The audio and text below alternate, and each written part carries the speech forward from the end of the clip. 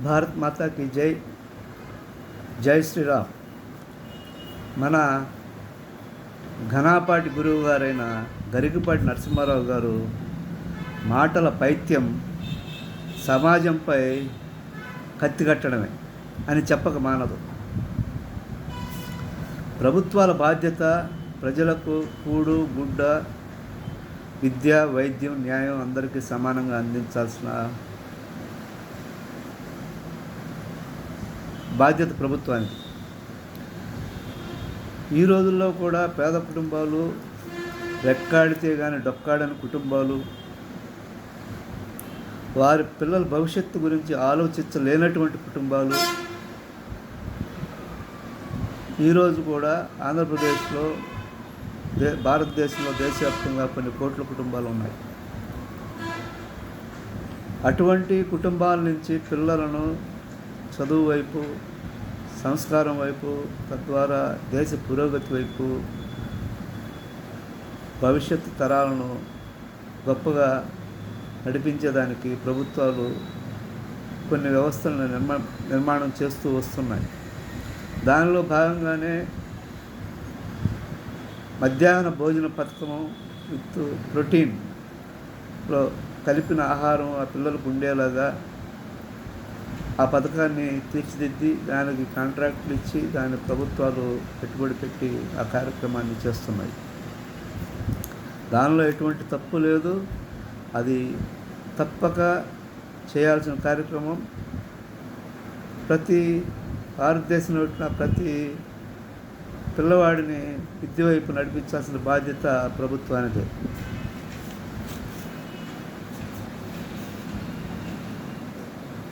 దానిలో ఎటువంటి శశబిషలకు తావులేదు.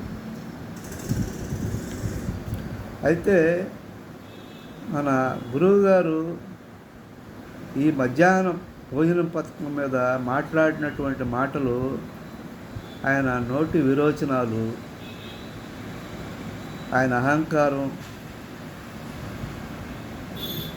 అహంకారాన్ని, అమానవీయతను, నోటి వాచారత్వాన్ని, ఆయన అగ్రవర్ణ అహంకారాన్ని తెలియజేస్తూ ఉన్నాయి. గురుగారు మనకేదైనా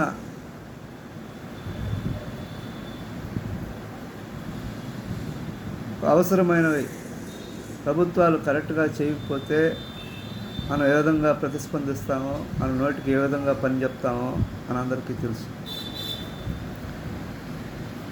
కానీ ఈరోజు మీరు మాట్లాడిన మాటలు మాత్రం గర్హనీయమైనవి.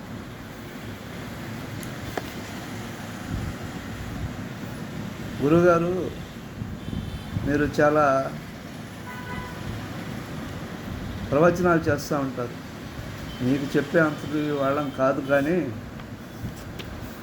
మేము చెప్పాల్సినప్పుడు చెప్తాం.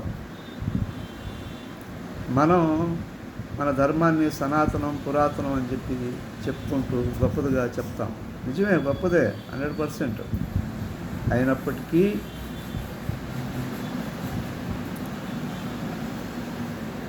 ఆ రోజుల్లో ఈ సనాతనం గొప్పగా వర్ధిల్లినటువంటి రోజుల్లో విద్య అనే మహత్తర ఆయుధానికి,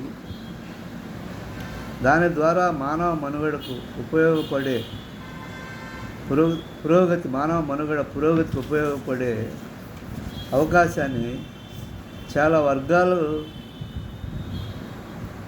కోల్పోయాయి, దూరంగా ఉన్నాయి. మీరు ఒప్పుకోకపోయినా ఇది వాస్తవం. మీరు కూడా చాలా సందర్భాల్లో ఈ మాటలు చెప్పారు కూడా. అది మేము ఉన్నాము, మాకు గుర్తున్నాయి.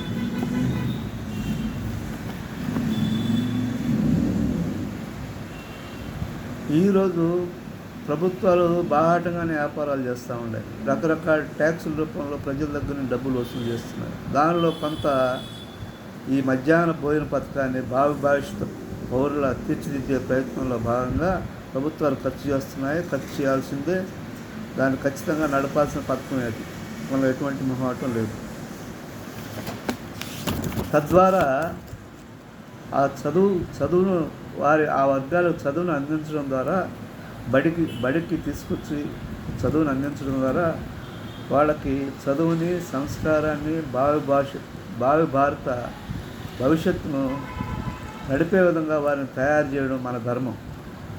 అది దానిలో ప్రయత్నం భాగంగానే ఈ మధ్యాహ్న భోజన పథకం కూడా ఒకటి. దీనిపై ఈ పథకం మీద మీరు మాట్లాడడం మాత్రం చాలా అమానుషం, అమానవీయం.